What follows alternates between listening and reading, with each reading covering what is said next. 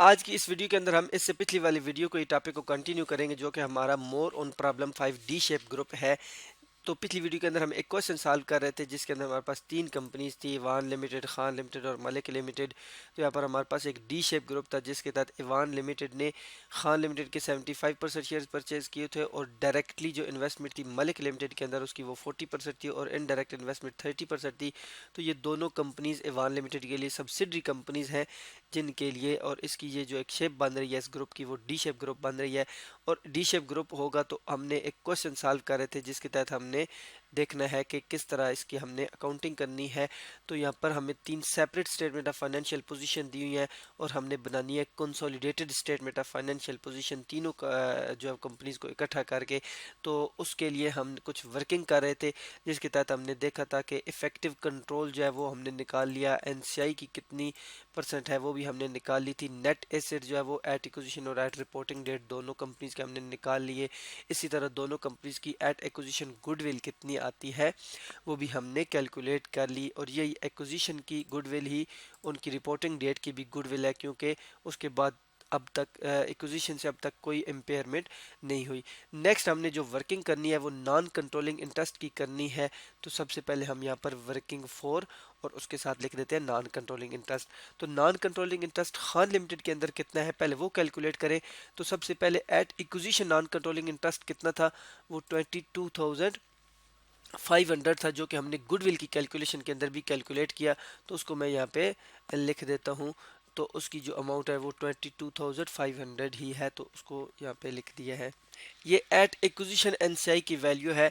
तो एट हमने एनसीआई की वैल्यू लेनी है रिपोर्टिंग डेट तक की क्या वैल्यू है, यानी आज की डेट जिस डेट की हमने स्टेटमेंट ऑफ फाइनेंशियल पोजीशन है बनानी है इस डेट को एनसीआई की क्या वैल्यू है।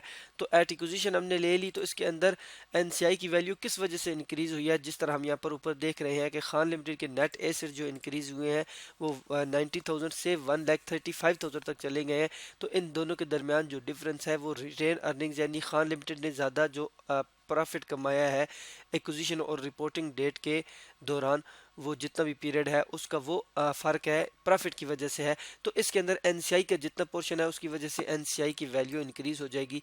तो यहाँ पर उसको हम यहाँ पर लिख देते हैं 1,35,000 माइनस 95,000। इसके अंदर 25% जो है वो एनसीआई है जो कि हम यहाँ पर पहले कैलकुलेट की थी कि खान लिमिटेड के अंदर जो एनसीआई है वो हमारी 25% है।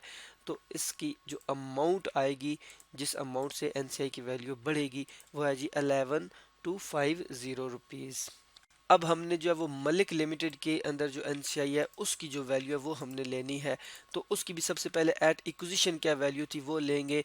तो वो जो हमने गुडविल के अमाउंट के गुडविल की कैलकुलेशन के अंदर यहाँ पर कैलकुलेट की थी वो कितनी है जी, यहाँ पर 18,750 है। तो उसको हमने यहाँ पर ले लेना है। अब उसी तरह जो पोस्ट एक्विजिशन प्रॉफिट्स हैं उसके अंदर जिस तरह यहाँ पर अब मलिक लिमिटेड, तो मलिक लिमिटेड का जो प्रॉफिट है वो 75,000 तक रिटेन अर्निंग्स या नेट एसेट चले गए हैं 50,000 से। तो इन दोनों के दरमियान का जो डिफरेंस है उसका हमने परसेंटेज लेना है। एनसीआई की परसेंटेज जो होगी उस हिसाब से तो वो कितनी अमाउंट बनती है उसको हम यहाँ पर शो कर रहे हैं। तो एनसीआई यहाँ पर 37.5% जो कि हमने पिछली वीडियो के अंदर देखी। तो रिटेन अर्निंग्स का जो है डिफरेंस उसको 37.5% या इसको हम कह रहे हैं कि नेट एसेट्स का जो डिफरेंस है उसके ऊपर एनसीआई की परसेंटेज निकालेंगे।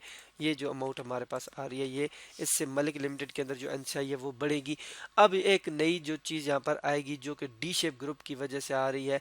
इससे पहले भी हमने स्टेटमेंट ऑफ फाइनेंशियल पोजीशन बनाई लेकिन वहाँ पर ये अमाउंट हमने नहीं देखी। ये इस वजह से आ रही है क्योंकि यहाँ पर हम देख रहे हैं कि खान लिमिटेड ने परचेज की इन्वेस्टमेंट की थी मलिक लिमिटेड के अंदर 20,000 की, और हमने कहा था कि इस 20,000 के अंदर हमारी जो इवान लिमिटेड के लिए जो इन्वेस्टमेंट है वो उतनी ही परसेंट है जितनी कि इवान लिमिटेड ने खान लिमिटेड के शेयर्स परचेज किए हुए यानी 75%।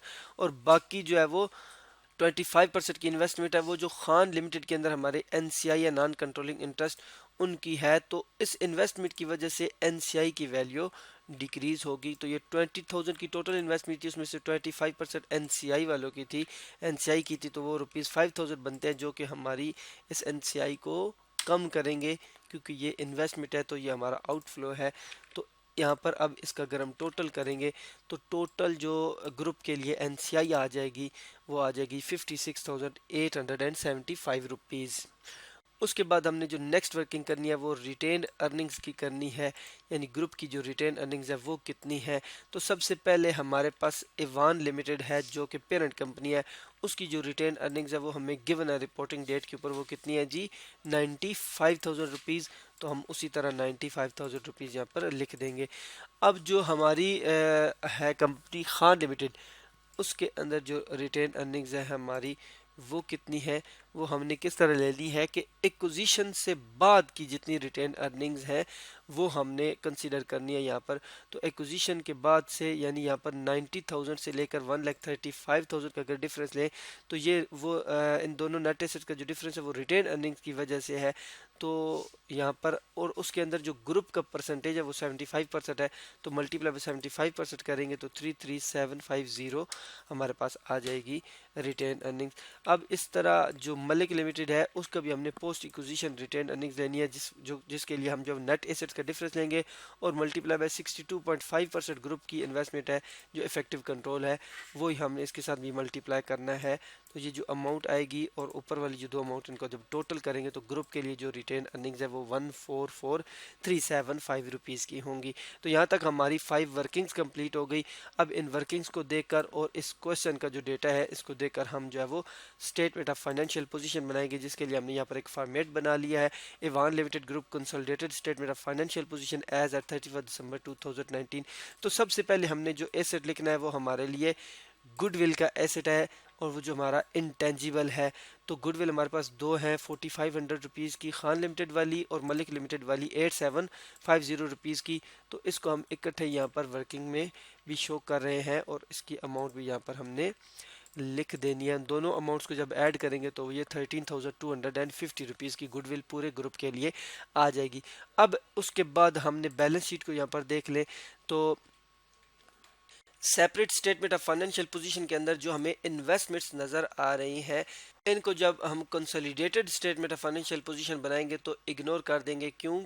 जब हम consolidated statement of financial position बनाएंगे तो इन तीनों कंपनीज को हम एज एक कंपनी यानी वन कंपनी कंसीडर कर रहे होंगे, तो इस वजह से इनकी एक दूसरे के अंदर जो इन्वेस्टमेंट्स हैं उनको हमने एलिमिनेट कर देना है।